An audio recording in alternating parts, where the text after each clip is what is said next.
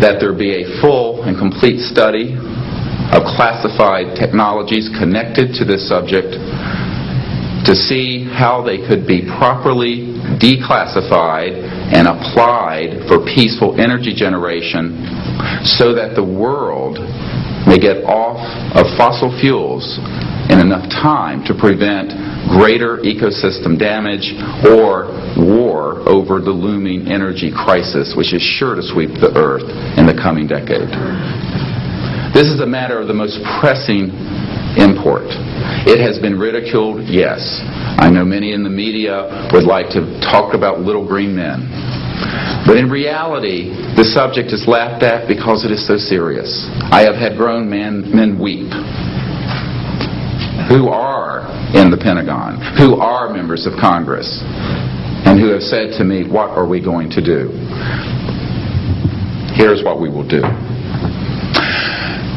We will see that this matter is properly disclosed. And these courageous witnesses, the first 21 of over 100 that we have already interviewed on videotape, have stepped forward to speak the truth. Now, I expect people to be skeptical, but not irrationally so. Because these men and women have come forward and they have their credentials, they can establish who they are, and they have been first-hand witnesses to some of the most important events in the history of the human race. As was pointed out to me by some of the men here, they were charged with handling the nuclear weapons of the United States. Their word was trusted on everything of great importance for the national security. We must trust their word now. As Monsignor Balducci said at the Vatican, in an interview I had with him recently, it is irrational not to accept the testimony of these witnesses. So please be skeptical, but that is not the same as prejudiced and closed-minded. This is a matter of great importance, and I ask the media, the scientific community, and the political community to look seriously at this matter and to do the right thing for humanity and for our children.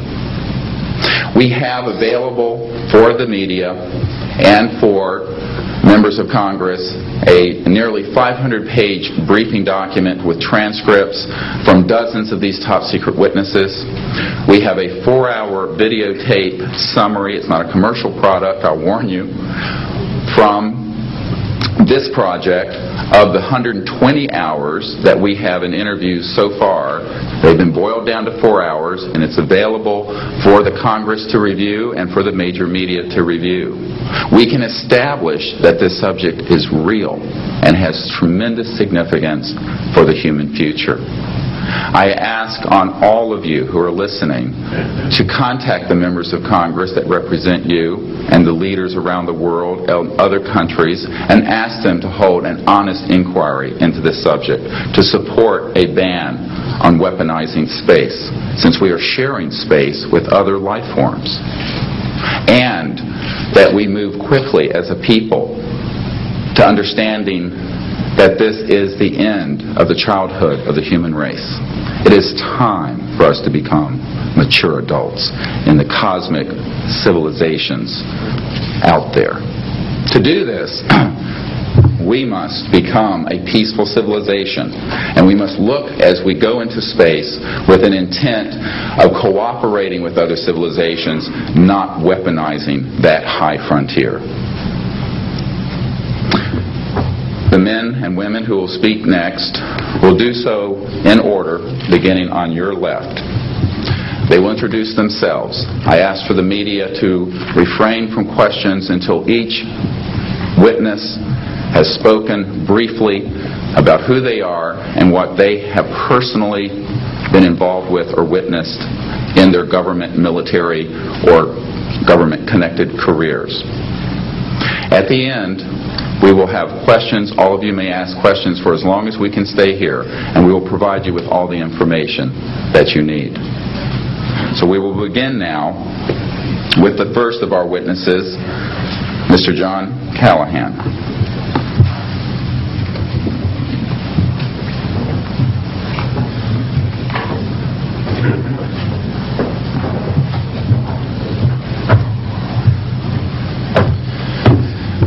My name is John Callahan. I'm a retired FAA employee. I was the division manager for the Accidents Evaluation and Investigation Division in D.C. About 2 years before I retired, I received a call from Alaska region where the region wanted to know what to tell the media. When I questioned, tell the media what? He says about the UFO, and it went downhill from there. What UFO? It turned out I told him what any government employee would do at that time was to tell them it's under investigation. And then I had him send all that data to the FAA's tech center in Atlantic City. The next day, my immediate boss, service director, Javi Safir, and I went to Atlantic City. I just purchased a new video camera, and I videoed the event. In Atlantic City, we had them play back on a scope, you would call it a scope, a plan view display, PVD, exactly what the pilot seen or what the controller seen, and we tied it in with the voice tape so we could hear exactly what the controller said and what he heard, and we taped it. We came back the next day, briefed the administrator, Admiral Ingen, on what happened. He wanted a 5-minute briefing. After we started the briefing, he wanted to know if he could see the video. We put the video on. He watched the video, the whole video. The next day, he set up a meeting for me to give a dog and pony show to President Reagan's scientific staff and whoever they brought over, and to hand off all that data to them. That morning in the FAA round room, it was either 9 or 10 o'clock, 3 men from Reagan's scientific staff, 3 CIA people, 3 FBI people, and I don't remember who the other guys were, along with all the FAA experts that I brought with me that could decide or talk about the hardware and the software, how it worked. We put on a dog and pony show. We let them watch the video. We had all the data there. We had all the printouts that the computer put out. They got all excited over it. When it was all done, the CIA, one of the CIA men told the people they were now sworn to secrecy, that this meeting never happened and this event never happened. When I asked them why, I thought it was probably just a stealth bomber at the time. He says, well, this is the first time that we have recorded radar data on a UFO, and these guys are going to get all excited, drooling over all this data. I said, well, you're going to tell the public about it? And he says, no, we don't tell the public about this. It would panic the public. He says, we're going to go back and study this. I said, okay. That was what he was going to do. Now, I've told this story many times, and I get sometimes funny looks from people. I have with me the voice tapes of the controllers that were involved, the FAA original tapes. See, after we handed this stuff off to the President's staff, the FAA didn't know what to do with it. We don't separate UFOs from real traffic, so it's not our problem. Okay? I have a copy of the original of the video that we took, which is rather interesting. And once the thing was all over, the reports started coming into my office, but because it wasn't an FAA air traffic problem, the FAA's report ended up on a table in my office. And it stayed there until I retired, when one of the staffers packed up all my gear and helped it move to my house.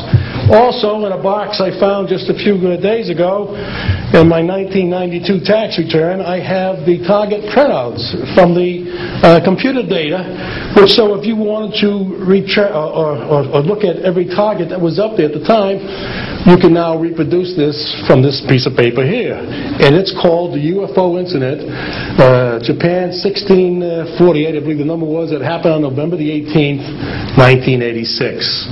I'm prepared to go to Congress to swear before Congress that everything I've told you people and everything that is here is the truth. Thank you.